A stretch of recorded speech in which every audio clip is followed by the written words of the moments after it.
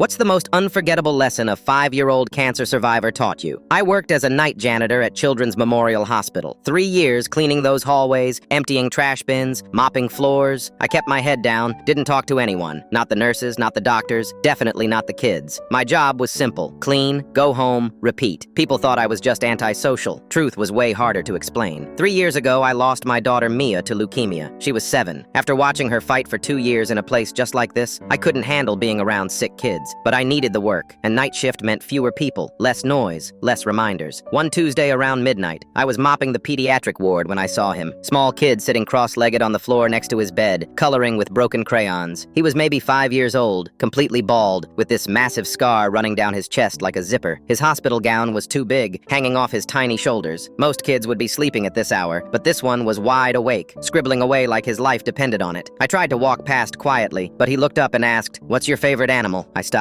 dead. Hadn't spoken to a kid in 3 years. "Tiger," I muttered, hoping he'd leave me alone. "Mine's a platypus because they're weird and nobody expects them," he said, going back to his drawing. His name tag said Calvin. Next night, same thing. Calvin on the floor, coloring. This time he asked if I knew any jokes. I didn't answer, but he told me one anyway about a cow with no legs. It was terrible, but something about his giggle made my chest hurt in a way I'd forgotten. By the 3rd week, I was looking forward to seeing him. Calvin told me about his backpack list, his version of a bucket list. But it wasn't about skydiving or seeing Paris. His list was different. Tell a joke that makes someone snort. Make a nurse cry from happiness. Ride a dog like a horse. Learn a bad word but not say it. Help someone sad smile again. Most people have boring lists, Calvin explained one night while drawing a purple elephant. They want to climb mountains and stuff, but I can't do that, so I make my list about little things that matter. I asked him why he called it a backpack list. He shrugged. Bucket lists are for when you're dying. Backpack lists are for living. You carry them with you everywhere. Calvin had already crossed off 3 items. He'd made Nurse Janet cry happy tears when he gave her a drawing of her cat. He'd learned the word damn from his roommate, but promised not to say it. And he definitely made people snort with his terrible cow jokes. One night in December, Calvin looked weaker than usual. His breathing was shallow, and his hands shook while he colored. But he was working on something special, a folded piece of paper with my name on it. "You need your own list," he said, handing it to me. "You look like you forgot how to live." Inside was a hand-drawn backpack with 5 empty lines. At the bottom, in wobbly crayon letters, "For the tiger man who cleans up messes but needs help cleaning up his heart." Calvin died on a Thursday. I didn't come to work Friday or Saturday. Sunday, I sat in my truck in the parking lot for 2 hours, staring at that piece of paper. Monday night, I walked into the pediatric ward with Calvin's list in my pocket. I asked Nurse Janet what her favorite animal was. She said elephants. I asked Dr. Kim about his favorite color, blue. Tuesday, I brought homemade muffins for the night staff. Wednesday, I started volunteering in the children's art therapy program during my mornings off. By Christmas, I knew every kid's name on the ward.